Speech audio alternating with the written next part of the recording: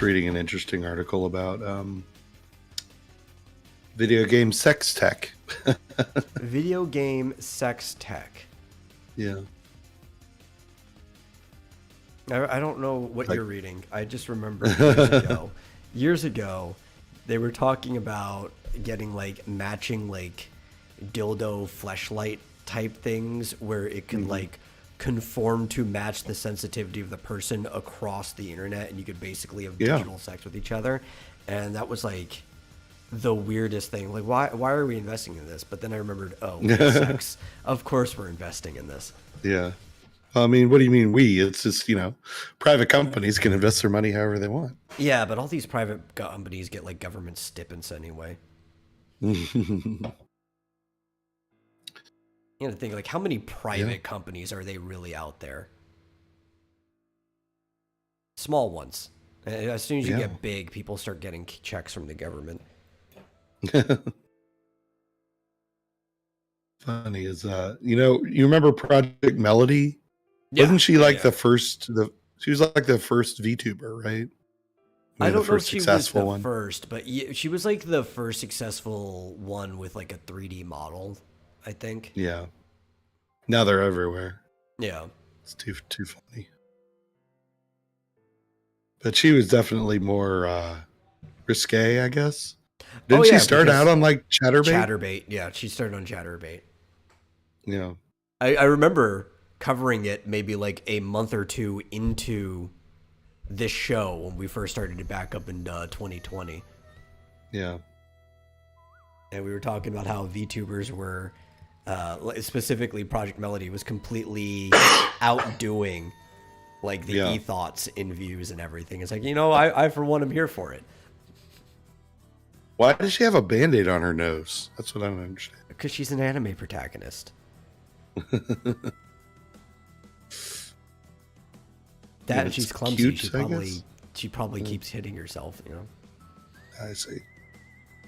Well, yes, there are apparently vibrators that will connect up to video games and, allow you to play in certain ways, I guess.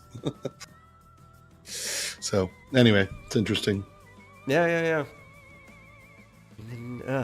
They've been working on this stuff for a while. I'm surprised it's only just now coming to the floor on that one-way part where it's like a vibrator hooked up to a video game. But I remember it was actually, I think we talked about it on the show back in 2015 or 16 when I used to run it. They were doing this whole program where there was going to be like a vibrator on one end, and it was going to be like a fleshlight type thing on the other end, and you could basically in almost like a video game way have sex with people across the world. Yeah. And I would assume this is widely the same technology, just you only need the one input from the video game. Yeah, and you combine that with VR, and what do you need? What do you even need another human for?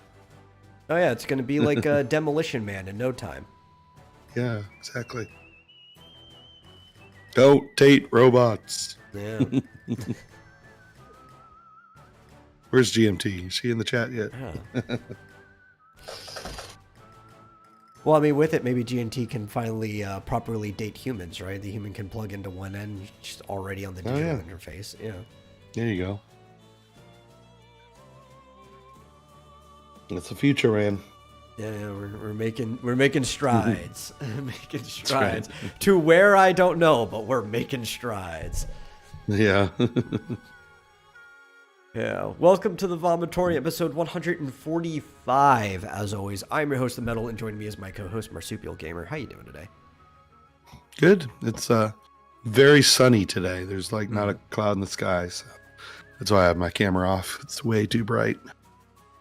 It's been too cloudy here lately. Actually, it pissed me off because I didn't get to see, what were they calling it, the super bloom blood moon eclipse. It was just too completely clouded.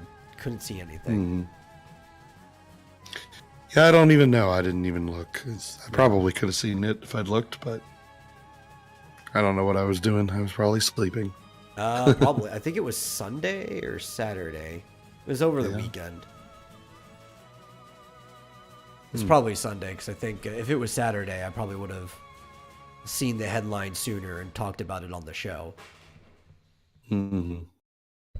Speaking of space, we had our first congressional hearing about UFOs in like 50 years from the Pentagon. Yeah. And all they had to say was, it's probably not aliens. But they don't know what it is. It's like there have been sightings that cannot be explained, but it's most likely not aliens. That's the most reassuring thing your government can tell you. Yeah, I mean, let me know when they get a non-grainy picture of something. Yeah. An actual clear picture in 4K of something that that doesn't look man-made. Yeah, everything looks fucking man-made. Yeah, Scott Adams was talking about this. He's like, I looked at one of these pictures and he's like, that looks like a play button. It's a triangle. It's like a Dorito like, just floating out there. Yeah. Yeah. He's like, show me something that doesn't look like some object in my house, and that's not like grainy and blurry. Well, especially like in the modern days, like, oh, those are probably just drones. If you get a really unfocused picture of a drone in the distance, it's just going to look like a Dorito floating there. Yeah. It's a Dorito. Yeah. The actual quotes are, we have detected no emanations within the UAP task force that would suggest it's anything non-terrestrial in origin. We do not want potential adversaries to know exactly what we're able to see or understand, or how we came to the conclusions. Therefore, disclosures may be carefully considered on a case-by-case basis. So that's just kind of a roundabout way of saying, like, we know something's there. You know that we know that something's there, but now you know that we have no idea what the thing is that we know is there. All right. Sounds like a lot of nothing. Yeah. People feel like they've been hiding fucking spaceships and stuff for ages. And it's like, I don't think our government is competent enough to hide UFOs and aliens. Like, this is the thing that I always get about like conspiracy theorists. It's like, do you really think our government has ever been that competent? They're not even competent enough to create a Ministry of Truth and keep it running for more than a month. If I was an alien, who would I go to? Would I go to the President of the United States to strike a deal? Does that really seem like the place I would go right now? Maybe in the past, but like right now, is that where you would go if you were going to be talking to somebody about like peace or trade or anything like that? Yeah, I doubt it. Here, I can turn on my camera now. The sun's gone down enough. Oh, good. It didn't crash Discord. Yeah, that's good. Yeah, no, that's seems silly. Why did they even have a hearing? I think it's been overdue. If you remember back when Trump was still president, he was trying to get a lot of the like information about like Area 51 and UFOs from the Pentagon cleared out. Yeah. There was an actual filing done by him, and I think now is just the overdue time where they had to come out and say it. Like everything was filed, people wanted to know, and they came out to say there's not really much to say. Yeah. And do I believe them that there's not really much to say? Yeah, kind of. Probably. I don't really think our government knows shit about what's going up there. So. Yeah. Yeah, for once, I think they're telling us the truth. Yeah. Like, yeah, there's no aliens. Sorry. Like, are there aliens out in space somewhere? Probably. I mean, statistically, that's likely that we're not the only things in the whole universe. Are we likely to run into them? Probably not.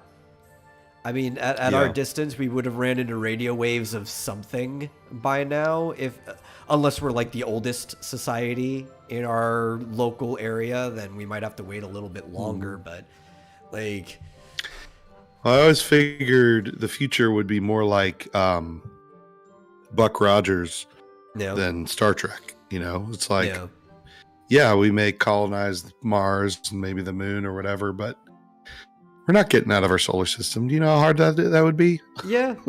Unless we find some way of getting around C. If we can get faster than relativity in some form, then we might run into other people, right? But like right now, physics is telling us it's a crapshoot. Yeah. As far as we know, there's no way to warp space like in Star Trek. And so it's likely that if we are able to do that, we'd end up with, time dilation. Yeah. And, it would take decades to get anywhere. And when if we ever got back, it would be centuries later. Yeah, it'd be different people are there than the people you remember being there.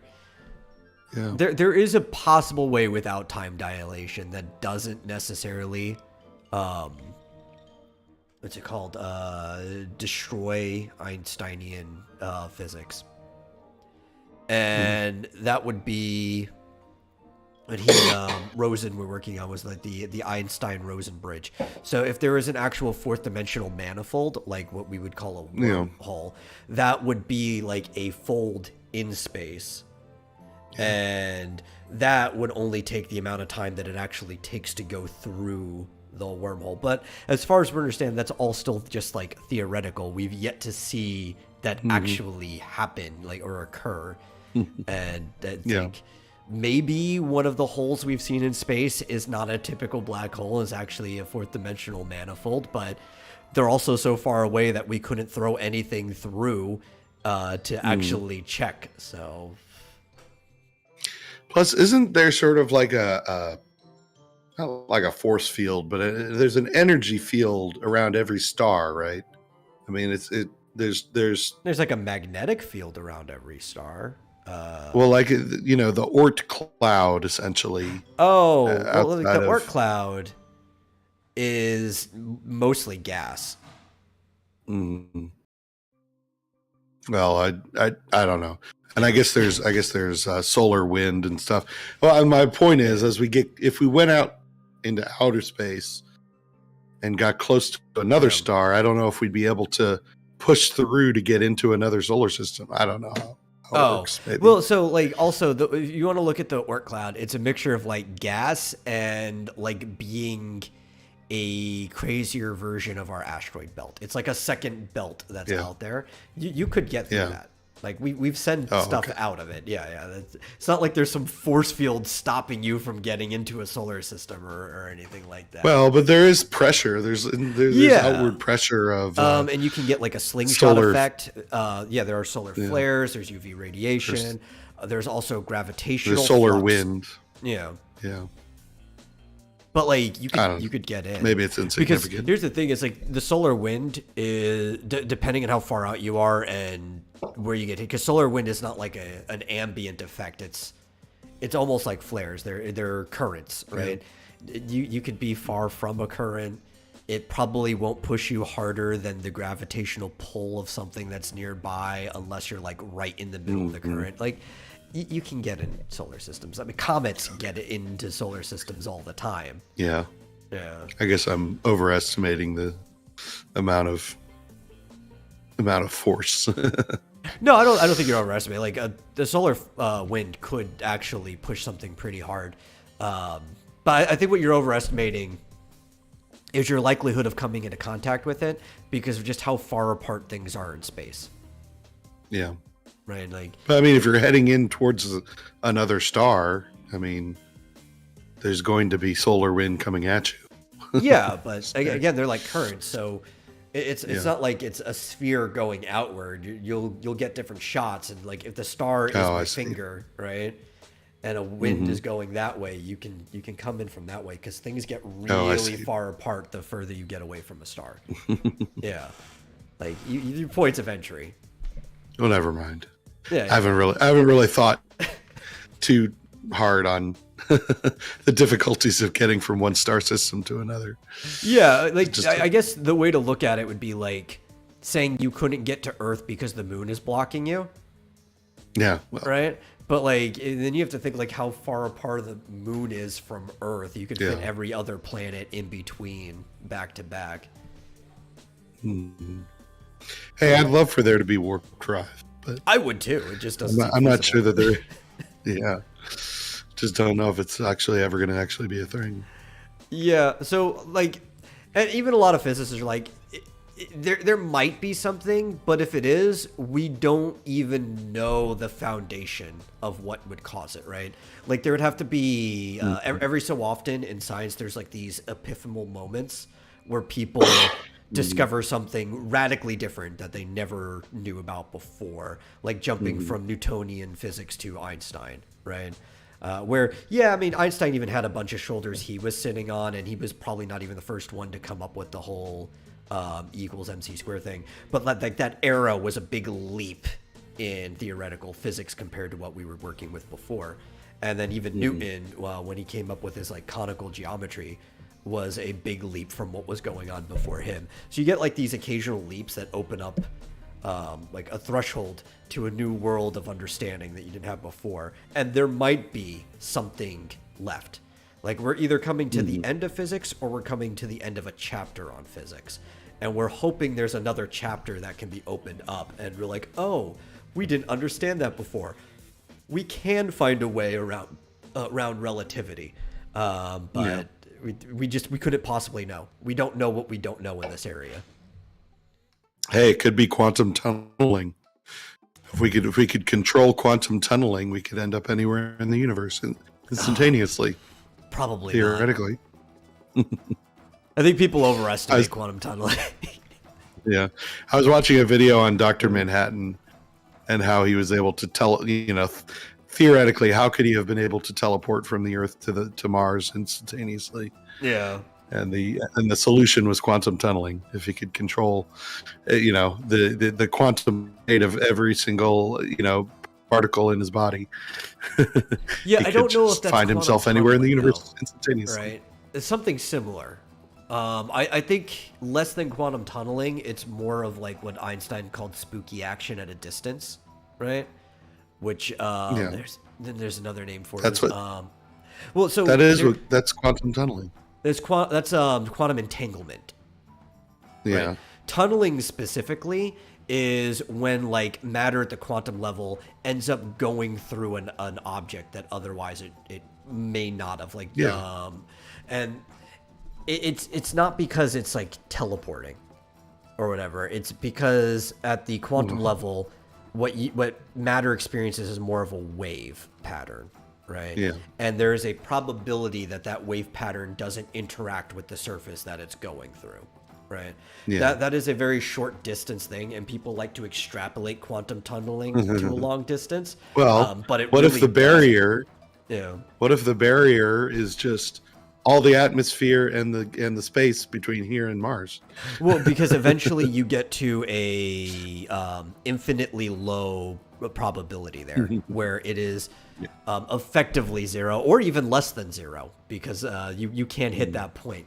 But with let's say quantum entanglement, if he could control all of the matter in his body, right, down to the bottom level, and because he can control other matter, if he could control matter on Mars at the same time, then he could just entangle himself to identical matter and basically unform himself there and reform himself there because there was no loss of information. That's the closest thing I could think of.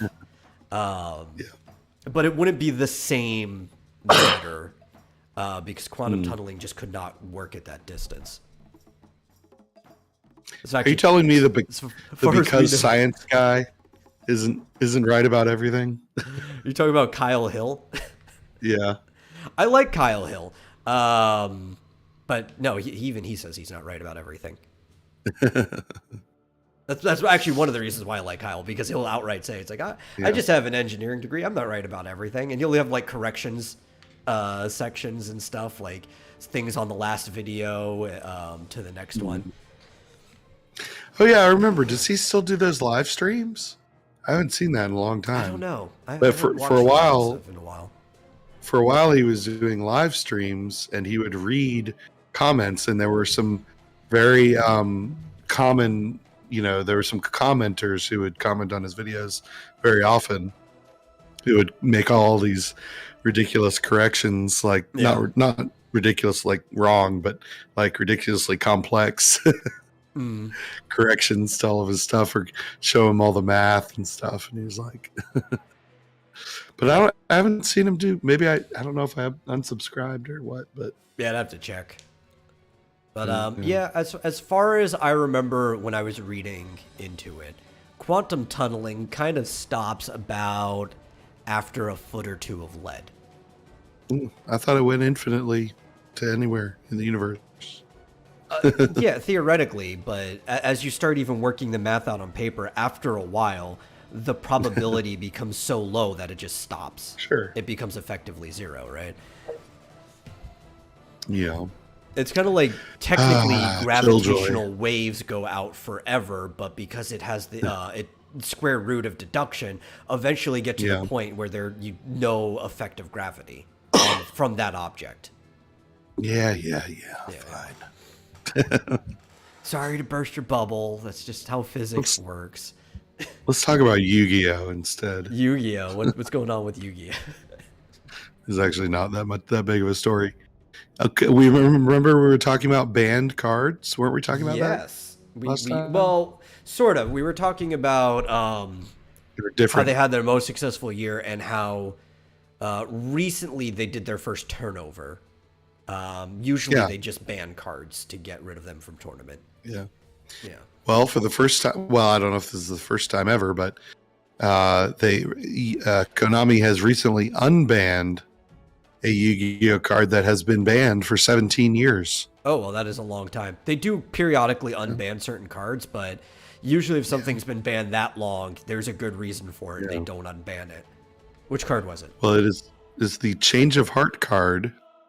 Oh, I love it. It lets you... everyone does, apparently. Lets you hijack an opponent's monster.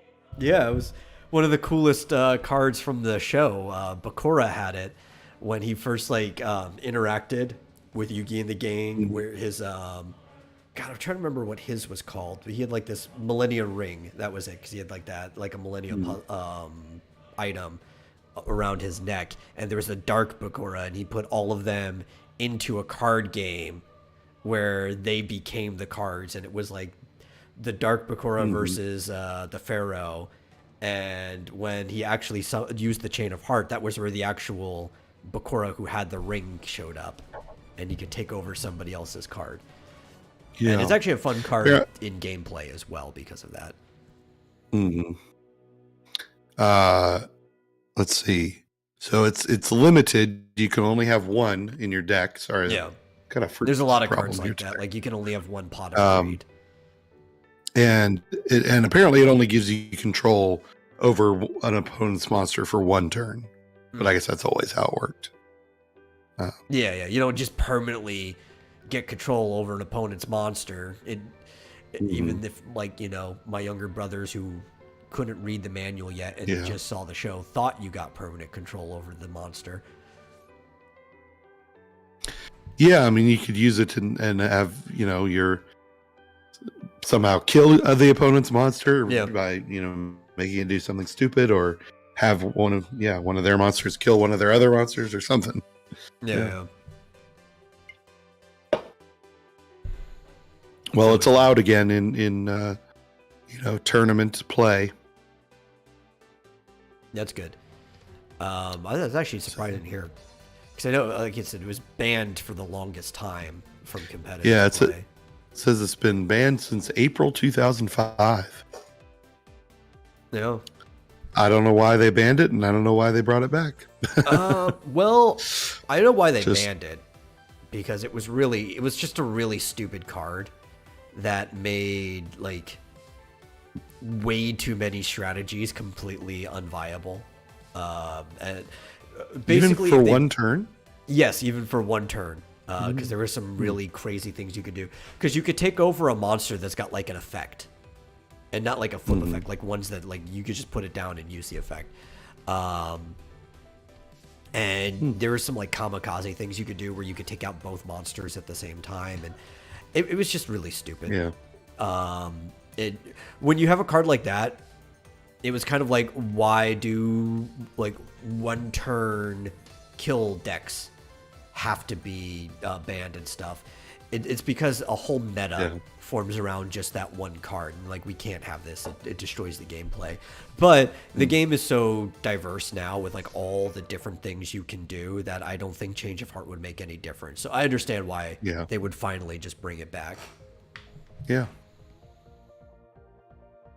I also understand why they're only letting you have one in a deck, because otherwise there's the natural rules that you can have 3 of any card in a deck unless they specify. Yeah, I mean, it does seem like a very, very powerful card, so I can understand. Yeah. What happens when you take over somebody's most powerful monster and then you use it to sacrifice for a lower power monster on your team? It's like, I think I'm going to use your Blue Eyes White Dragon for this summon skull. Exactly. Yeah. But anyway, I thought that was an interesting that story just came up, considering we were just talking about that. Yeah, that's kind of funny. Speaking of things that we were talking about before, let me find the tab. So last time we were talking about press conferences, like replacement for E3, and all we had was a very limited lineup. We have a fuller lineup today, starting from apparently yesterday was a showcase and I missed it. Was the first thing for the summer lineup, still in spring, all the way to June 12th. So May 17th was the 505 game showcase, which might explain why there were so many game announcements yesterday out of nowhere. I was wondering where these things were coming from. We have Indie Live Expo 2022 on May 21st through 22nd. So that's coming up very quickly. Netflix Geeked Week from June 6th to June 10th. I don't know what Netflix has to do with games, other than the fact that they've been trying to get into it. Maybe they're going to finally put out a bunch of the announcements they've been building up to. Maybe other people will give some announcements too. Summer Games Fest was already on our list. That's going to be June 9th through 11th, I think. But it mostly just the day is going to be June 9th, and they'll be trickle off all the way to the 11th. Day of the Devs will also be on June 9th, immediately after the Summer Games Fest. The Guerrilla Collective is going to be June 11th. And then immediately after that is going to be the Wholesome Direct. So, guerrilla warfare, and then Wholesome Direct. I don't know the things on that. Let me see what that is. Fairly lengthy streams featuring number of indie titles. So we're going to get even more indie games. Sounds like a good summer for indie overall. Like, I like that. After that's going to be the Tribeca Games Spotlight, which kind of expected because the Tribeca Film Festival has had a game spotlight afterwards every single year for the last couple years or so. So that's kind of cool. And then the Xbox and Bethesda Game Showcase has officially been set for June 12th. Still don't know when the Nintendo Direct is going to be. Probably close to the Xbox One, since we seem to be lining up with where E3 would have been, and there'll probably be a PlayStation. What do they call it? State of play or something like State that? of play. I was trying to remember. It's like something to like our State of the Union thing. The state of play. There will probably be a state of play around that time as well. So that seems to be the summer schedule. Okay. Hopefully we'll get some good stuff. I like the idea. As I'm reading through a lot of these showcases, a lot of them seem to be very focused on indie. Yeah. And That's cool. Let's see. Oh, the Netflix one has even said there's going to be Cyberpunk Edge Runners, which I guess is an expansion for the Cyberpunk game, among other like fiction and sci-fi, like fantasy related stuff too. So it won't just be Netflix stuff. It'll be stuff from CD Projekt Red and a bunch of other people. Netflix is just hosting the event. That's cool. Props to Netflix for that. But yeah, it seems like there's going to be a lot of indie stuff. I like indie stuff. So it looks to be a good summer. Yeah. Well, you know what's happening next month, speaking of potential game announcements. Yeah. Next month is the 25th anniversary of Final Fantasy VII. Oh. And apparently Square Enix is saying, or the Final Fantasy VII remake director is saying there's going to be big news coming next month. Oh, yeah. I saw a headline for that, and then I passed it because I'm like, yeah, but it's Final Fantasy VII. Yeah. Which I mean, I would like to is like it going to Final be Fantasy VII, but with everything they've been doing for it, it's hard. Yeah. I wonder if it's going to be the second half or the rest of the remake. Yeah, hopefully. Or maybe it's going to be 3 more remake spin-offs, like First Soldier. Can't believe that they have a whole phone app battle royale just for Final Fantasy VII. Yeah. Yeah, I know. I was like excited at first for that, and then I downloaded it. Like I think it was in beta, and I was like, "Wait a minute, what is this? It's a battle what is royale. this shit?" Yeah, I was like, "I don't want to play this. The fuck." Yeah. Yeah. Well, it's also the through 35th anniversary of Final Fantasy in general. Yeah. Right. Yeah. Hey, maybe they'll do a pixel remaster of Final Fantasy VII. A pixel demaster. I would like that. That would Yeah. be great. I would play the shit out of that. That's my most asked for thing is Yeah. a pixel demaster of That'd be more awesome. recent Final Fantasy games. I don't know. They should have done that for Final Fantasy 15, right? Because they made a pocket edition of Final Fantasy 15. And what they went with was more of like the Final Fantasy, I think like theater rhythm style of design for the pocket edition, which I think it was a big mistake, especially because in the weapon shop, when you go to buy equipment for your characters, they actually have little Final Fantasy VI style sprites of the characters that raise their hands in the old school way to let you know they can use the equipment. And there's even a like That's skin cool. for the car in the game that has like the Final Fantasy VI style versions of the boys on the car. And like, you have the sprites already. Why did you not just do that as like a demaster for the pocket edition? I would have actually probably preferred to play that game. And I mean, Dragon Quest XI can be played Entirely in the old way. Yeah. entirely in sprite version mode or Yeah. whatever. Why not? That'd be cool. Yeah, like the whole pocket edition is because you can't play the action version of the game. It's just turn-based battles, pretty much. There's not much exploration. It's pretty much taking you from chapter to chapter, but it's like all turn-based battles for that. And it was like, you could have just made. It probably would have taken you very little time. It took me a week to make a map like this by myself using a tile set. Like, if they hired me, I could have just made Eos in the Final Fantasy VI style map Yeah. over like a week. And they could have just populated it, and they could have had just like a walk around turn-based version of Final Fantasy 15. It wouldn't take that much money to make. It would have been a much better phone game. Yeah. Disappointed in you, Square. But apparel. That's actually the big thing for Final Fantasy 35th anniversary.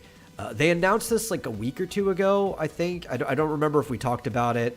It was the Uniqlo collection. I remember seeing it on the Portal app.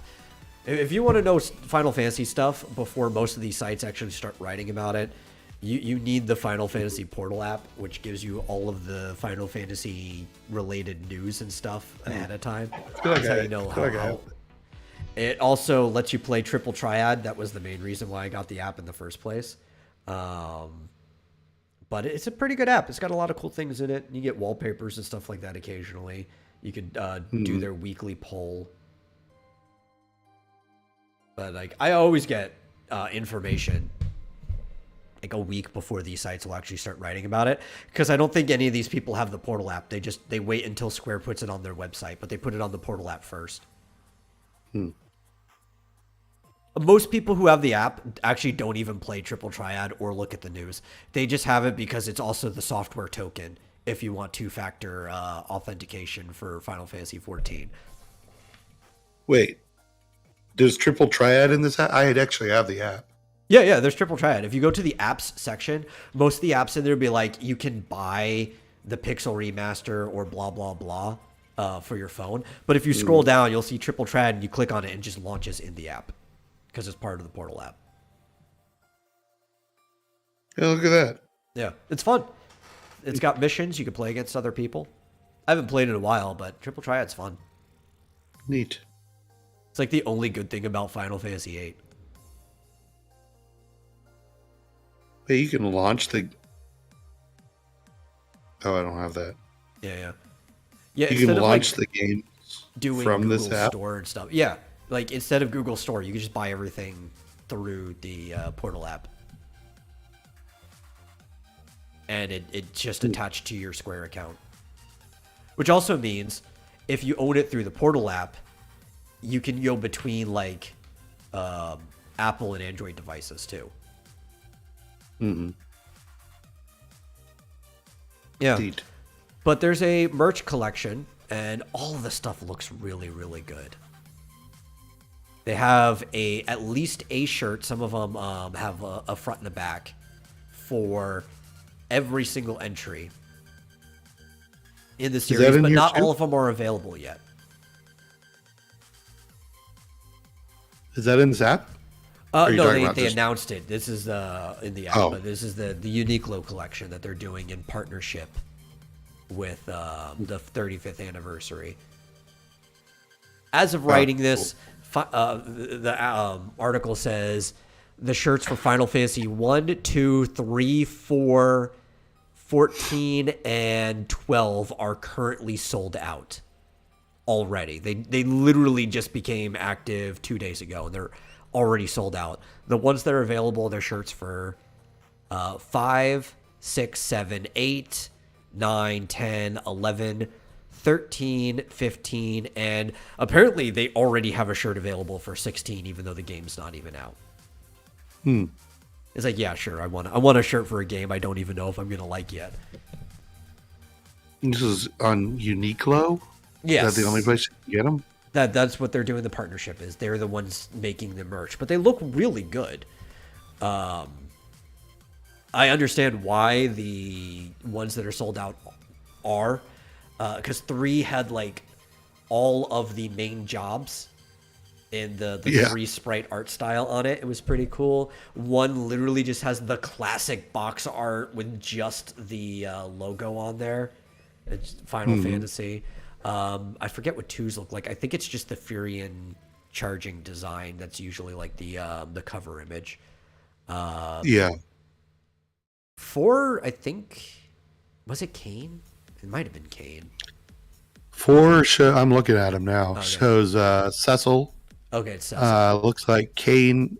It looks like Cecil in the middle, and then there's Kane and Rydia on the side, and then looks like Edge and Rosa on the other side.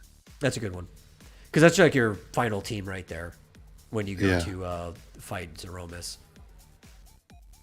5 just has a Chocobo. Boko? Yeah, it's Boko. It's just Boko. Of all the games, 5 is the one where the Chocobo plays the biggest role because Boko's an actual character and he's crucial in a few parts of the game. So, like, I get it. That's the Chocobo game of all the main Final Fantasies. Well, here's some breaking news. The 5 is sold out. Oh, it just sold out too? Yeah, according to the website. I'm on here, and all they show is 6, 7, 8, 9, 10, 15, and 16. Oh, wow. 13 and 11 are sold out too. Oh, man, that sucks. What is the 16 one? Do they already have like a logo for 16? I guess so. Yeah, they do. They have a main character and everything.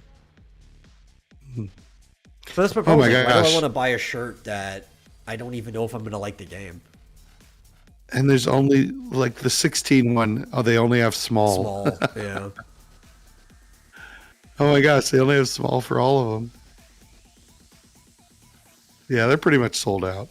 Yeah, I think, and I wanted to talk about it before. I forgot that it was coming up. I would have talked about it yesterday to prepare people so they could have known to buy it. I would have bought one. Yeah, but like, and the problem is people underestimate how popular of a franchise Final Fantasy is. Everything they make just sells out like that. Oh my gosh, 9. All they've got is small and medium. Jeez. Yeah. Come on.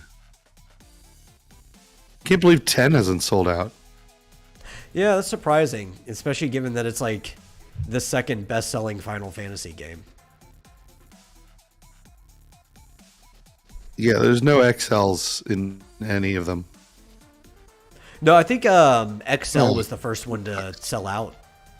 I'm sure that's probably the most common.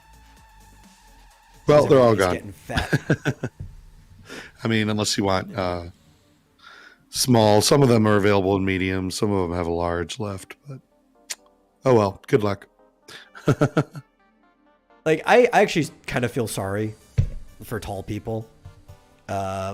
Just because, like, normally mediums used to be the shirt size that went out the fastest, but they would also make the most mediums because that was, the average size. That's why I use the term medium for it.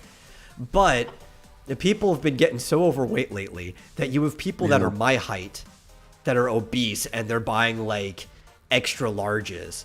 And you're like, dude, the tall people who need it because they literally, the medium shirt doesn't even go down far enough, even if you are skinny. Like, if I got down to my, regular, probably do a normal large, right? Goal weight, it would be a large, yeah. Yeah. About 190 is about my perfect weight because I'm 6 feet tall. Yeah, if you're 6 foot, like even if you were skinny enough that a medium could fit around you, it wouldn't go down far enough. Yeah, I mean, even large sometimes, depending on the shirt, will like pull out of my pants, like even when I'm thin, which I have been thin in the past, believe it or not. so yeah, I mean, but when I am that thin, extra large is just way too big. It's just too baggy. I wish they would make a large, and I'm sure some brands do, like a large but long. Yeah, extra long. That should be a lowercase L, so you know it's extra long instead of extra large. That's right. LL, large and long. Yeah. Well, it's just the easiest way to make shirts en masse is instead of like tailor fitting them is to go by volume of what fits inside the shirt. It's just it's a problem with corporatism, like we get everything easily accessible, but everything has to be more uniform to be able to be mass produced. Yeah. Well, those looked like they were cool shirts. It's too bad none of them are available anymore. Yeah, they're all gone. Missed the boat. Unless you're a size small or medium. Oh man, I don't know. Like, I'm a medium, but I don't even know if I want some of the ones that are available. I mean, they're all good looking, but the ones I wanted are just gone. Yeah. I really wanted that FF1 shirt. That would have been great. Oh my god, that would have been great. Yeah. I think did it have like a black mage on it or something? I wasn't actually looking at it, but I remember seeing it. I missed it. I think it was just the logo, but I remember for some reason I saw a black mage. Maybe it was one of the ones that had a front and a back. Yeah, if you go on the website, there is Yeah. a website that shows all of them. It looks like, yep, you're right, Black Mage with the original Final Fantasy logo. Yeah, dude, I love the original Black Mage sprite. It's such a well-designed sprite. It's iconic. Like you Yeah. see it and you're like, that's Final Fantasy. Yeah, exactly. The 3 one does look cool though, Yeah. because it's got all the jobs on the back. It's awesome, including Black Mage. So now for the more depressing. Well, I mean, I guess that's kind of depressing because none of them are available. But I mean, it was cool. More depressing news. Marvel has been putting out a bunch of trailers lately, and oh boy, do they look awful. Just god awful. Yeah. I don't Well, know why people are excited for this shit. I can only assume or hope that She-Hulk trailer is just unfinished. Yeah. Like surely that's not the CGI that's actually going to be in the show, right? Please. It might be. Because like it looks interesting, the show, but the CGI looked terrible. Well, I think one of the problems too is that we've gotten spoiled with the CGI because if this was like, I'm not even going to say like 10 years ago where the CGI was worse, but if this was a show by like any other company and that was the CGI, nobody would complain, right? Because you expect like lower budget with a TV show, right? But the fact that it's Disney like and everything CW. they've been doing for everything, Yeah. you're like, no, Disney can afford better than that. If it was a CW, I'd be like, that's Yeah. about right. But it was like, I mean, it looked like PlayStation 2, level like Venom. graphics. Yeah. Yeah. It looked worse than Venom, I thought. And I'm just like, Yeah, I don't even That think the can't be. overall design for She-Hulk looks bad. It's just the actual No, I mean- execution. Yeah, hey, at least she's thin and tall and beautiful looking. it's got some curves. Well, you know? Yeah, but like the face, I was like, that cannot be the final product. It can't be. Could it? Could be, I guess. It but could be, but honestly, that's not was, even like, my biggest flabbergasted. problem with everything. My biggest problem was just how awful the plot and everything looked. Because it looks like a watered-down version of She-Hulk. Right?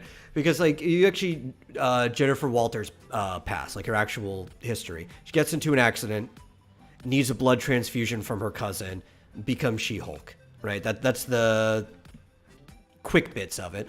But like before she becomes She-Hulk, she is, and this part I think they were keeping to it, a very mild-mannered, shy, like law assistant. Like she passed the bar, but she was in training. She hadn't quite actually gone up and been an attorney yet. She's getting her hours in.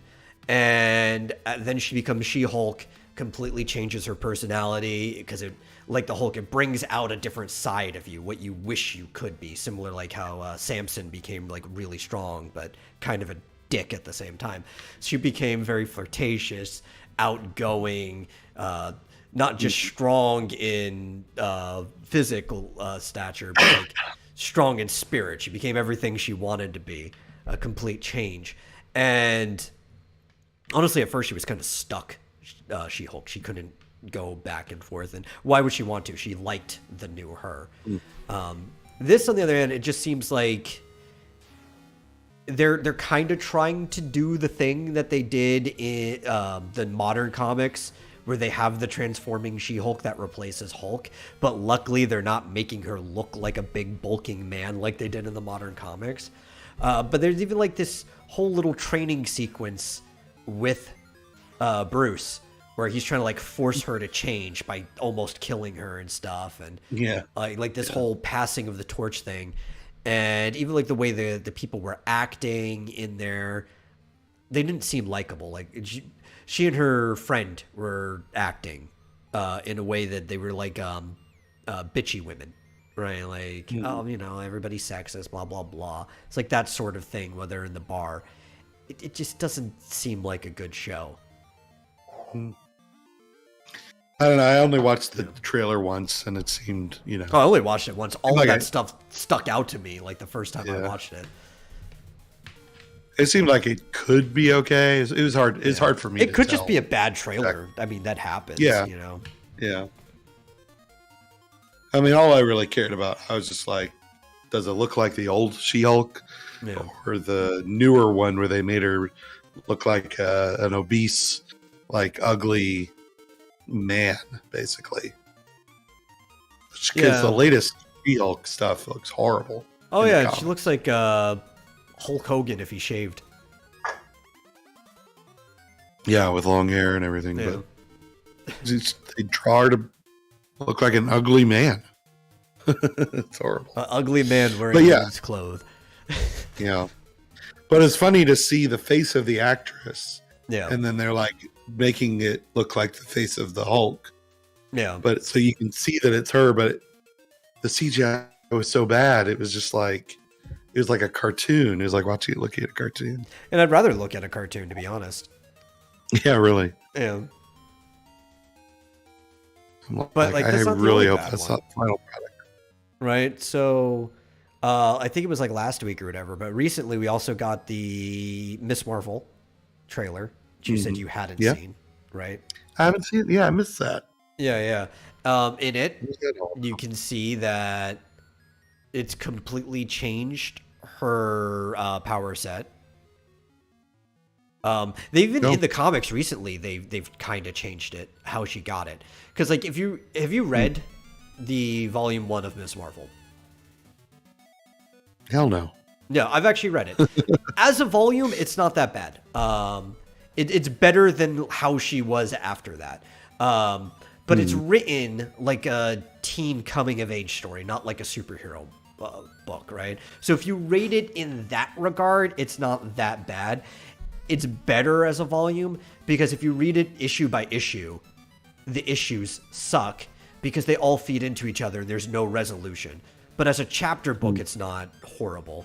The first issue, basically the whole thing is like she's having disagreements with her parents. She sneaks off to a party where she gets kind of drunk, and then she kind of like passes out or whatever on the way home, and the heavens call down to her almost and bestow upon her these powers, and she wakes up as Warbird, basically. Like that version of Carol Danvers. She has that body. And there's like a whole lot of like self-worth stuff. Like the overall message of the story isn't bad. That writer also quit like after volume 1 or 2 or whatever. So everyone who wrote Kamala after that wrote a completely different character. But they're changing how she got her powers. Even the comics, they've redone it to where she got it from the Terrigen mists from like the Inhumans, which sure, I guess it makes more sense than just the heavens bestowing the powers upon her. But she's not going to have stretchy powers in this one. Where body morphing, which I guess is a shame because it would probably look cooler in CG than it would drawn the way half of the people draw them. No, she has like still cosmic powers, but like cosmic manipulation. So kind of like Raven from Teen Titans, where she has like fields of energy around stuff, and she can like walk on the energy and stuff like that. It doesn't look like a bad power, but it's completely different than what she was. So already, they're changing shit. Maybe for the best. I don't know.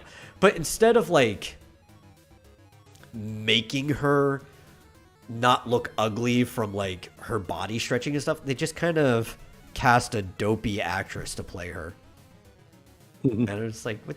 She wasn't even drawn this dopey in the comics. What are you guys doing? It all looks so bad. Yeah, these are all the Disney Plus shows. Yes, this is a Disney Plus show. Is Miss Marvel. So are they ever going to do season 2s of any of the shows they've done already, or are they all I just think like one shot? I saw there was an announcement for Hawkeye to get a season 2. I didn't watch that. Yeah, because they showed Echo, which is also going to be a revolve around the same stuff, and it's just Kate. I don't even think Jeremy Renner's going to be in season 2 of Hawkeye. I'm not sure. If he is, it'll probably be short. It's going to be focused on Kate. Yeah. Okay. Okay. Yeah, because they're going to pass the torch to all of it. We do see that Abomination, Tim Roth, is going to be in She-Hulk. Titania is going to be in She-Hulk, who's kind of become She-Hulk's rival, I guess, in modern comics. She was more of a Thor villain originally than anything. I guess also, in general, a Defenders villain, because she's often partnered with Crusher Creel. It's kind of like a Bonnie and Clyde thing. Which is funny, because another thing that's coming up is Jane Foster's Thor is going to be in the Love and Thunder movie, which we recently got a trailer for that. And that also just looks awful. Yeah, I think Hemsworth and maybe the Guardians or part of them are going to show up in it from what we've seen. But it's mostly going to focus on Valkyrie and Jane Foster. And it's funny that the trailer didn't show that at all. Yeah. The trailer was like all Thor. And like didn't even show her at all until the very end. What were you gonna say? I hope it ends up being more Thor than that, but from what we've seen from like what was it? I think it was like a year ago or whatever, when they did some like script leaks and stuff. It looked like it was mostly Jane Foster and Valkyrie.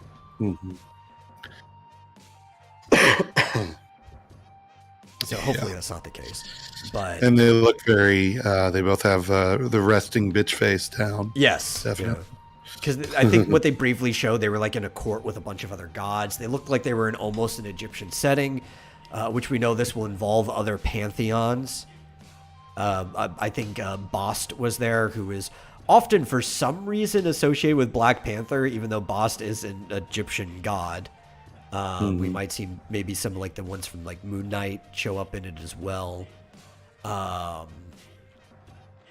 I don't know. So I don't know if they're actually going to follow the storyline, though, because if we remember how she became Thor, Nick Fury whispered something stupid into Thor's ear, which we eventually figured out was just him saying, "You are no different than the other gods," because at the time he was fighting the other pantheons. And that stupid phrase made him feel unworthy, so he lost Mjolnir and it went to Earth and picked Jane Foster. Of all people, somebody who divorced Thor because she didn't like the gods and thought they were immoral. Sure, you're the one who gets picked by the hammer. And then he becomes Thor the Unworthy. Or I think literally the comic was just called The Unworthy, or Odin's Son the Unworthy, or something like that. And he was just running around killing gods. Like he was fighting the other pantheons and stuff like that. So I don't know if those two stories are going to be going on at the same time, and that's why they run into these other gods. They haven't been very clear on the plot since like the initial leak. It seemed similar. It just didn't look like Thor became unworthy originally. So I don't know what's changed since then. It's all stupid. The whole storyline was stupid in the comics. I don't know why they're bringing these really bad storylines into the MCU. Do they think people aren't going to notice that absolutely every aspect of the MCU is becoming female? Like, I don't know. Do they not, like, do people not find that strange? Like, okay. Female or Hawkeye's diverse? a girl. Thor's a girl. Yeah. She-Hulk's a girl, obviously. Miss Marvel was like, you know, Doctor Strange was focused more on Wanda than anything else. Yeah. And America Chavez. It's like, I don't see good things ahead for Marvel. Well, and this was intentional. Wave 5 or 6 or whatever. Yeah. It had to be intentional because they had like, 80 years of material to work with, and they decided after the very beginning they were going about almost a decade ago, somewhere between half a decade to a decade ago, whenever Civil War came out. What was it like? It had half a decade ago. They decided to skip most of that timeline to like 2006 and do Civil War so that they could speed everything up to the modern comics. Yeah. And it's like, dude, you had so much to work with. Why skip over some of the best storylines? Yeah, are they never going to do Secret Wars? Yeah, I don't know. Maybe they will, but they'll just do the plot of Secret Wars 2 as the first Secret Wars, because that happens after Civil War and all that. And shoot, they might be rushing to Civil War 2. They're going to start. I mean, run out of eventually, they're going to have movies start flopping. I mean, this Marvel MCU can't be successful forever. As soon as they get to the modern comics, nobody's going to want to watch that. Well, yeah, they've already gotten there, right? And the worst part is, what are they going to do? So when they get to the modern comics, and I even really considered the Civil War a modern comic. I mean, 2006 in the realm of comics is not that long ago. And it's kind of the start of all the horrible stuff that's been happening in modern comics. Kind of really starts there. Because in Civil War, they changed the personalities of so many heroes, but namely Captain America and Iron Man, just so Civil War could work. And those are the personalities we've gotten from them since then. From that point but then forward, they killed off both those characters. They did, yeah. But from that point forward, almost all of the big movies, or just movies period, have been events. So instead of like one-off stories, they've all been covering the events, right? Like we get Civil War, we get Ragnarok was actually kind of an event happening at the same time as Civil War, or slightly after, because Hulk and Thor were both off planet. Ragnarok crushed two together. It was like the whole Planet Hulk storyline with Sakaar and all that, and Ragnarok were crushed into one thing. So they're just like doing event to event to event. Infinity War was an event. The whole Infinity Gauntlet trilogy. They shoved a trilogy into 2 movies. All right. So now they're catching up, and they're going to have more events to do. And they can kind of push it off as you introduce new characters. You can do like a one-off story of theirs for that new character. But if they keep doing all these events, well, there's not many things that happened after Civil War 2 or whatever, right? Like, they're going to quickly run out of events to write about because they're going to outpace the comics, because it takes like a year or 2 for an event to go off. He who says, why bring in Daredevil? Why not? Now, if you're doing a She-Hulk show, you should totally bring in Daredevil, because they are very connected. Like their stories are intertwined. Hell, they've had sex a few times. Yeah, there you go. Yeah, and they're both lawyers. They should do it. Yeah, they need to bring back the Daredevil show. They were talking about it. That was the best Netflix show. Because they were bringing things over to Disney Plus. They're talking about kind of bringing the characters back. They've already integrated it, because was it Hawkeye? Wilson Fisk's voice was in that one. I forget if he ever showed up, because I didn't continue watching it. But they've already introduced that Wilson Fisk is in Hawkeye, so you've got Kingpin. Yeah. And they've talked about bringing the other people back in, maybe continuing some of the shows. I don't know if they'll ever bring Defenders back, or if they do in the form that it was, because that show was wildly not successful.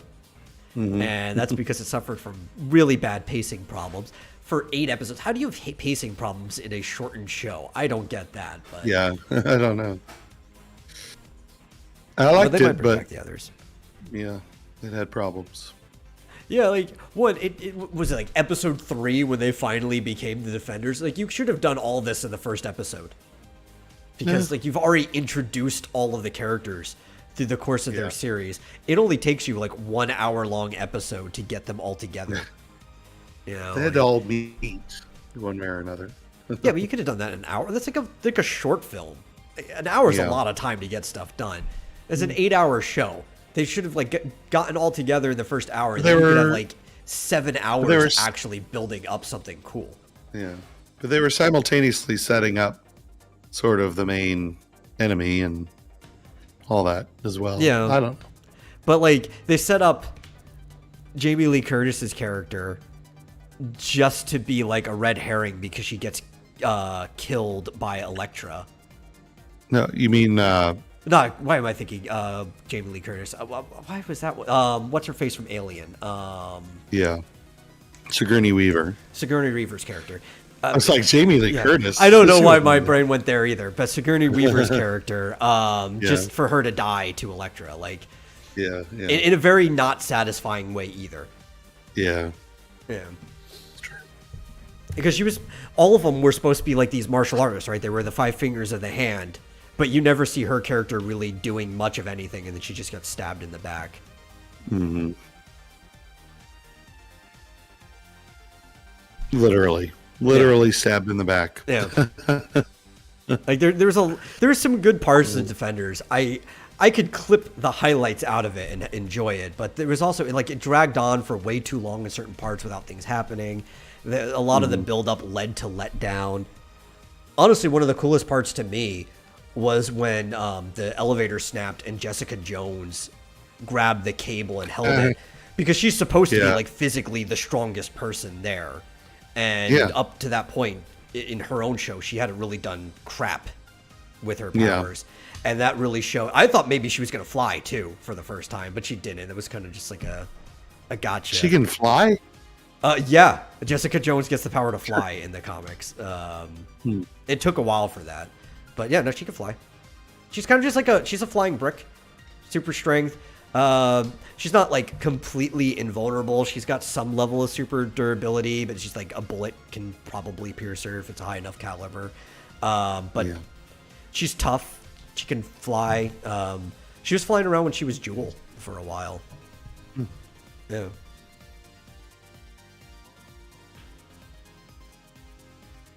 Oh yeah, I mean she should be the strongest one, even stronger than Luke Cage. I think. And when she did the whole elevator thing, that was like the strongest thing anybody in that group has done. The only person that is technically stronger, but that's more in striking force, is with the Iron Fist. Danny can do a punch that's stronger than anybody can do, but that's it. Yeah. But he can't lift things. No. Yeah, he could punch a god or something like that with the Iron Fist, but then he's going to be sent flying.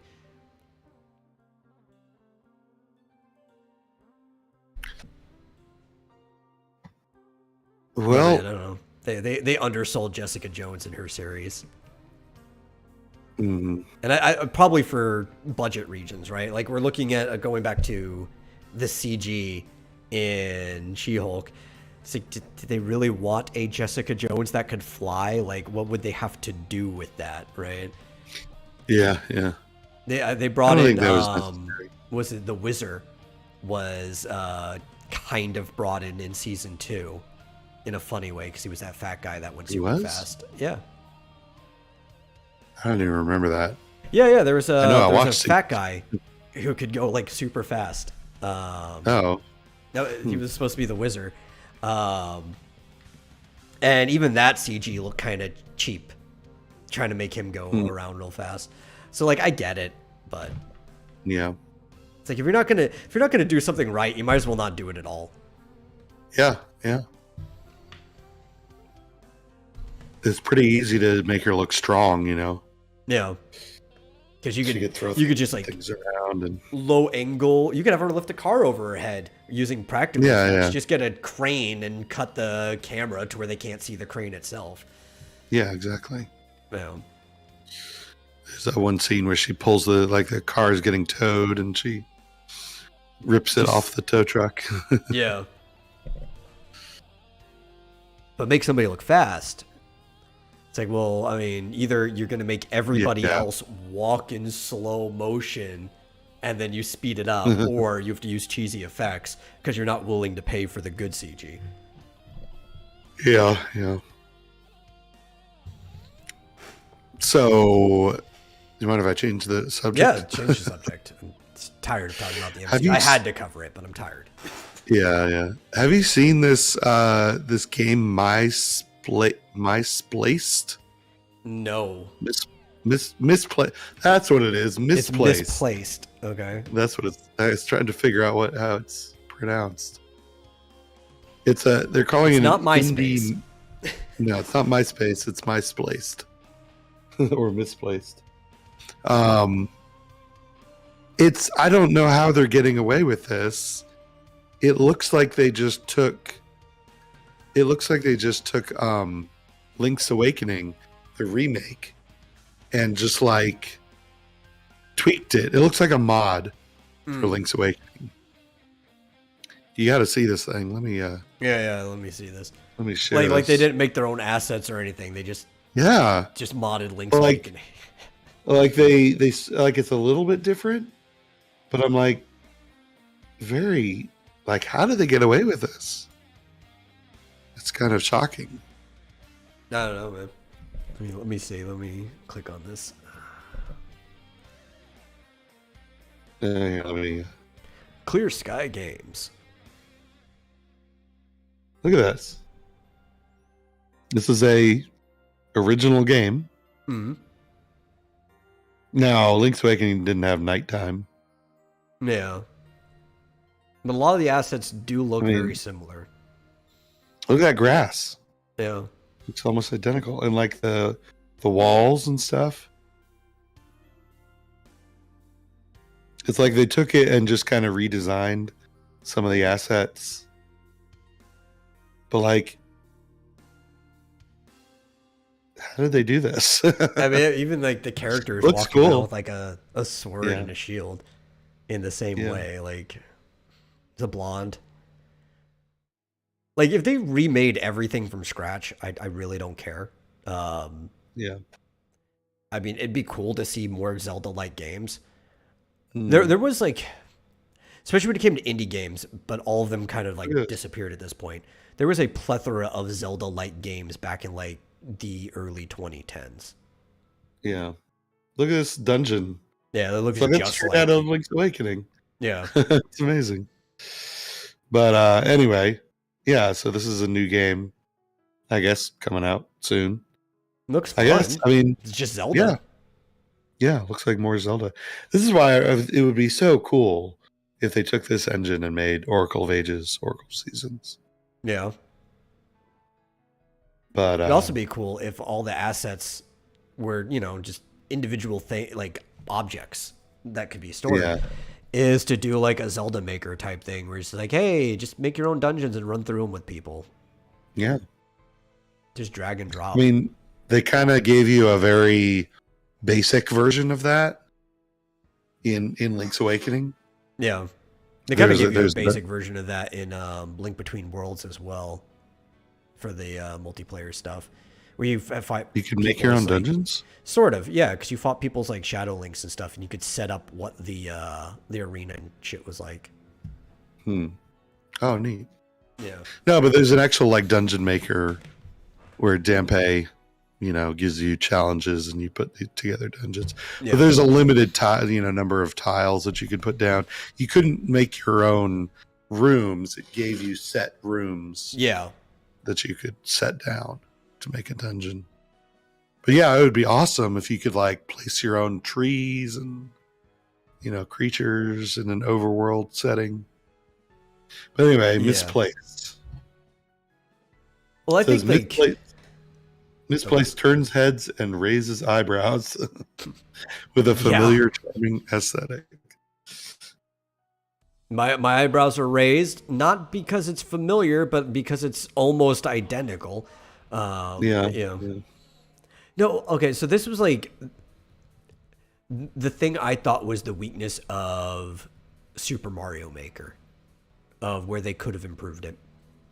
I get it, because they wanted to feel like Mario, almost exactly, and to a degree it felt almost exactly like you were just playing Mario the entire time and never run out of levels.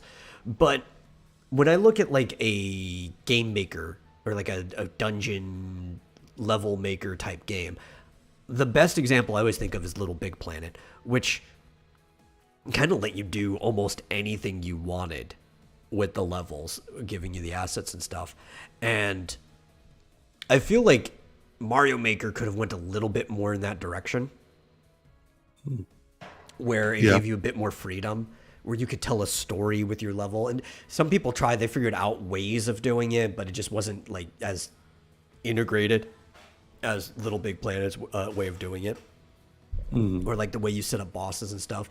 And I would like that for like a Zelda-like game. I would like a Little Big Planet level creator type game that let me make almost like a world or obviously you're limited to level size, but like a story out of the dungeon or whatever I'm making. Where like if you make a Zelda, maybe you make a forest, a very short forest with some enemies leading up to the dungeon before you go in, which might take up some of your space, but then you have the dungeon back there and you actually feel like you went through a world to get to the dungeon first. And there's like a little story integrated in everything. Yeah. Yeah, most of the levels that I've seen Mario Maker are like these puzzle levels or troll levels or which are pretty cool, but it's just kind of they're just kind of they're like, I don't know. Yeah, like you said, you can't really tell a story with it. Just kind of create little puzzles that people have to solve. And I mean, it works because that's how Mario games are, right? Mm-hmm. I would try to compare it like, well, the Little Big Planet editor works like the Little Big Planet main game, and that's how the Little Big Planet main game is. But the reason I would use Little Big Planet more as the standard is if you were going to do something like Zelda, well, you couldn't make it as limited as you could with a Mario game, because Zelda dungeons and levels sort of tell a story, usually through the mechanics, but there is like a story being told there. Yeah. Yeah, I mean, I guess you could to some degree. I mean, I guess maybe people just aren't very creative. Maybe, yeah. Because you can. Eagle was pointing out that there is a scene where he sets a house on fire in that misplaced game, and that's true. Uh-huh. There is I was like, wait, I missed that in the trailer. Yeah, apparently. Well, I've seen like Mario Maker levels where there is like a caption, like text bubbles and stuff that can come up. I've seen people do their story things, but they always come off really lame. And I don't even think it's from lack of creativity, because I've seen like people who otherwise have made very good levels do it. It's just that the tools they give you are so restrictive that you really can't do anything that doesn't come out lame. But you can do like a whole world though. Yes, of interconnected levels. At least they gave you that in the latest version. They give you like the doors and the pipes and everything, and you can set where they go to. Yeah, but I mean, you can make multiple levels. Yeah. That, are connected. Not really connected, but strings. Yeah. It's a Super Mario World Maker. Sort of thing. I mean, it's like World 1-1, 1-2, 1-3. Yeah. I don't know. I watch a lot of DGR Dave. He does those troll levels. Yeah. Where hidden Kaizo blocks and things like that knock you into a pit. I don't know how he can play those things, because he has to play them over and over to figure out all the tricks and get through it. But I'm like, I wouldn't have the patience for that. Just try playing Super Meat Boy for a while. Yeah, really. Super Meat Boy's a fun game. Try playing Elden Ring. Yeah. I was saying Super Meat Boy's a game that could use a level editor. Maybe for like an anniversary edition, they just put out a DLC. It's like, here, some assets, make your own levels, post them online, try to run through people's. It's cool. I'm sure plenty of people have already shot that at Ed McMillan. He's probably like, no, that's too much work. Let me work on a different game. I've already done Super Meat Boy to death. Let me do something new. Seriously. So apparently, which I'm reading more about this as I'm saying it. World of Warcraft is getting a social contract in patch 9.2.5. And upon logging in after the update arrives, players will need to accept the contract or exit the game. Like beyond their usual terms of service? Yeah. Yeah, I'm love guessing how, it is an like, update to the terms of service, but it is like an actual in-game social contract. Yeah, I love how the employees of Blizzard do horrific things, Yeah. and in response, they punish their players. Oh, yeah. So on the public test realm, this is what the contract currently states. Whether it stays the same, could change, but it's a big world out there with all sorts of people in it. So please try to be respectful to each other.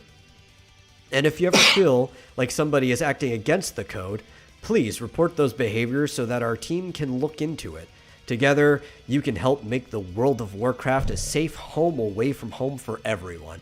So it's really just kind of like this, kind of like a virtue signal of like, you've already assigned the terms of agreement, but now we're forcing you to accept this further thing to reinstate that you are going to follow the terms of agreement.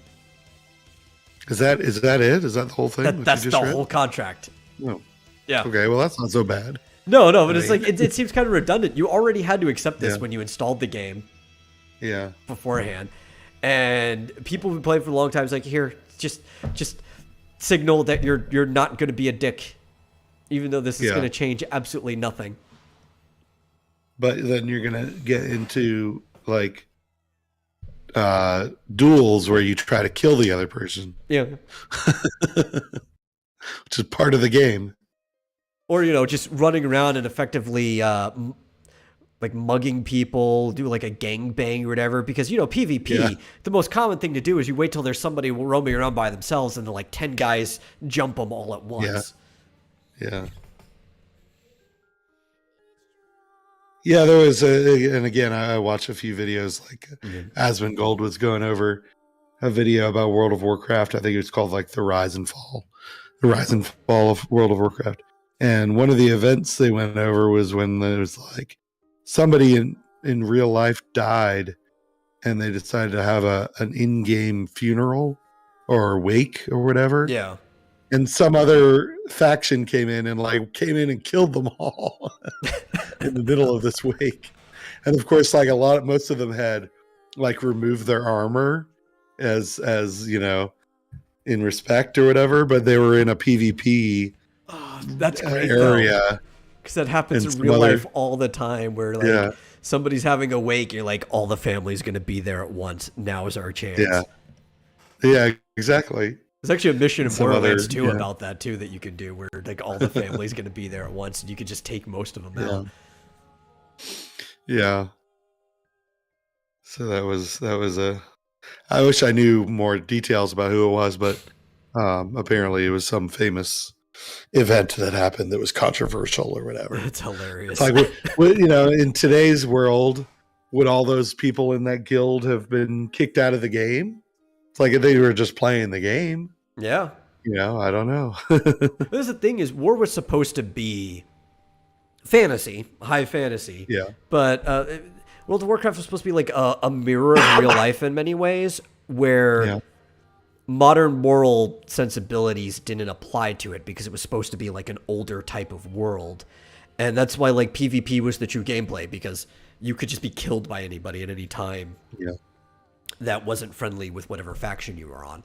And in their game, it's only the two factions. But I mean, it's realistic. Like if you were in a country next to an unfriendly country that you were at war with, and they recognized that you weren't one of their people, maybe because like skin tones were dramatically different between the nations, so it was easy to tell, then they would have just killed you on the spot. Like, that's just how it was in the case for many parts of history. And that was a cool event that you just described to me, because that seems very real in a high fantasy way, but also real. It feels organic. And now they want to like take that stuff out of the game.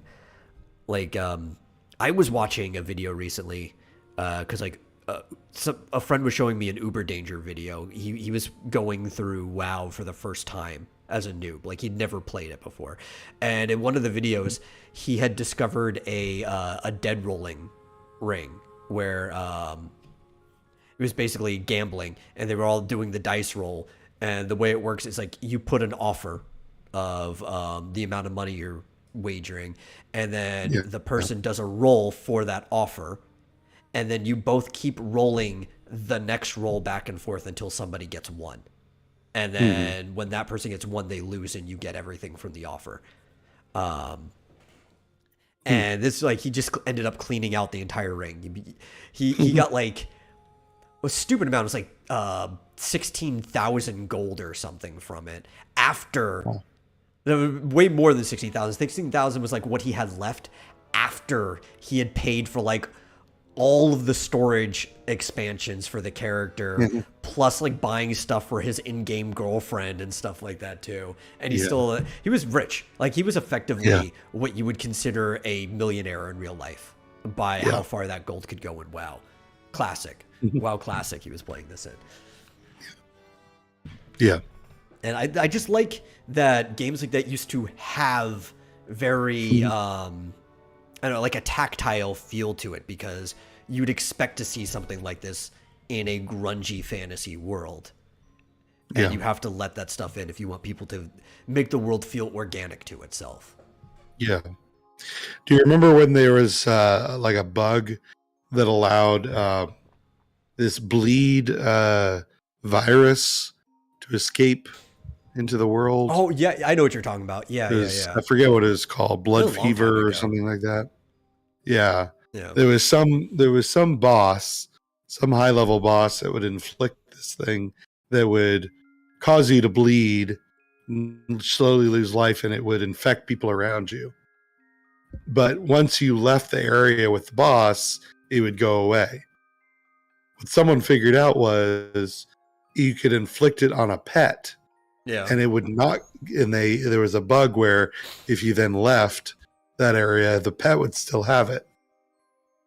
And so it ended up infecting entire servers. And it was an interesting. Yeah, I remember about it. It was just a plague that went across the server. Yeah, exactly. It ended up being an interesting study on pandemics and like how people would react in pandemics. Because like, you'd think it was, interestingly, it was like virulent enough that everyone around you would get it, but like it wouldn't kill you so fast that it would just wipe out everyone and then they could all just resurrect and they'd be fine. It ended up it was spreading slow to enough. Everyone. Yeah, it was slow enough that if you resurrected, you'd get it again because someone nearby would still be alive with it. Which is funny because the most successful viruses are ones that don't kill the host very fast so they can spread it to other people. As we recently, some people discovered for the first time due to COVID-19. Yeah. Eagle says I would have robbed him for the gold. I don't think you can rob people in World of Warcraft. No, you can kill them if you're on the opposite faction, and there are but you don't get anything. No, not really. You get prestige for killing members of the other faction. That's it. It's not like in Ultima Online where you could loot the corpse of somebody that you killed. Oh, sorry, Eagle. And even then, almost nobody would have done that because the people in this gambling ring were like super honorable. Like they took that shit seriously. If you like lost after accidentally rolling the wrong number, they'd be like, no, take your gold back. We're going back to the last number, rolling from there. Yeah. That's how serious they were about their gambling. Like, yeah. You would probably get killed. Like if robbing was something you could do, they probably would have all ganged up and killed you right away. Yeah. Honor among thieves. Yeah. And especially among gamblers. Yeah. Well, yeah. So I don't remember exactly what that virus thing was called, but it was interesting, and I assume that people must have done it on multiple servers because, like, pretty much like everybody ran into it at some point in time. Yeah, everybody. Yeah. Until they found a way to purge it from everyone. Yeah. Would have been worth it. So, yeah, Warcraft has an interesting history. Unfortunately, seems to be on his way down, on his way out. Well, every new expansion keeps getting worse and worse. All good things must come to an end. Yeah. It's just the good part of WoW came to an end a long time ago. Yeah, if you look at the numbers, it looks like right around Cataclysm is kind of where it plateaued and started to go down. Yeah. And ever since then, it's just been. Well, I think there was a kind of like peak again around Mists, and then it kind of like went back down. Maybe when Mists first came out. Yeah, it was just like a short peak, and then it went back down. And I use Mists as an example because none of the things that came out after Mists peaked quite as high again. Yeah. Sad, but hey, got to make room for Final Fantasy 14. Yeah, the problem was like Mists had such a good base campaign, but everything that was added on top of it before the next expansion was just like lame, so it couldn't hold people like the previous expansions could. Yeah. And yet, for a while there, they were still making like record profits because they introduced the the real currency, the real money stores, and all that stuff. Yeah, all the WoW token stuff, and they were also giving you the jump. Like you buy the token to jump from like level 1 all the way to the max level, so you could just play as a character at for raids and stuff. That was making them a lot of money because a lot of people would just pay for that. Yeah. Or pay for mounts, store mounts, and all that. Well, like Final Fantasy 14, on the other hand, has come up with a much better way of doing it. Yes, there's still the monthly subscription if you want to play past Heaven's Ward and want to play in a party with people and stuff like that. But they're even making a lot of money off of free players because a lot of people just want to buy stuff from the MOG station. Mm-hmm. And honestly, the people who pay monthly, enough people buy from the MOG station anyway, it could honestly just subsidize the entire game. They would not need the monthly membership. Though I don't think they should lose it because I think even though I haven't paid monthly yet, I think the monthly membership is a good way of kind of gatekeeping the game to a certain degree that's been healthy for it. Yeah. If you want to get past a certain level, I guess. Yeah, you could play up to level 60 through the first expansion, Heaven's Ward, for free. But if you want to get to the level cap, you have to buy all the expansions, which every time they put out a new expansion, this actually has been great for the game. You can either just get the expansion to upgrade from where you are, or you can just, for the first time, buy the collector's edition. So the game at no point ever costs more than $60. So if you pay what would be a full price game right now, you have all of Final Fantasy 14. Unlike WoW, do you remember trying to keep up with the battle chests? Yeah, sure. They would discount them, but at no point would they ever put it down to where you're paying $60 for everything. I remember at one point, like one of the battle chests cost like $150 or something like that. It's ridiculous. I don't understand why you pay for the new releases. If you're paying a monthly fee, why do you have to pay for the new expansions? Doesn't make sense to me. That's just because it's the way it's always been. Yeah. Doesn't mean it's a good reason. It's just people let it slide because that's how it's gone. Yeah. Seems kind of crazy. It is. I'm stuck. My account, obviously I haven't paid the monthly fee in years and years, but I think my account is still stuck on like Mists of Pandaria. I never upgraded beyond that. That's fine. That was the last thing worth playing, so yeah. Oh well. Pandemonium. Yeah. Well, we made it to the end. We made it. Yeah. Hey, thanks for watching, especially you, Eagle, who's been in the chat this entire time. I see you there. If you enjoy the show, please share it with somebody else you might like. And if you really enjoy the show, consider giving a donation to streamlabs.com/vomitorium live. does help us out with our monthly fees every single month. Still got some time left to help donate if you want. Last minute squeeze aren't a problem. And in the meantime, we will see you guys in the next episode. Bye-bye.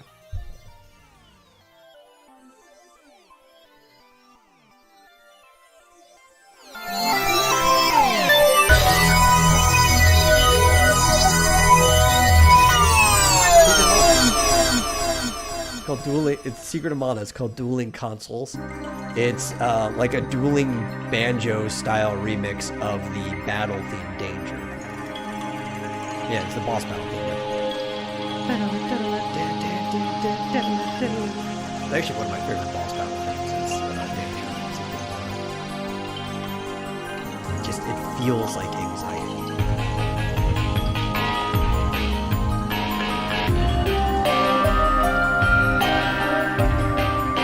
Okay, man. They've got some good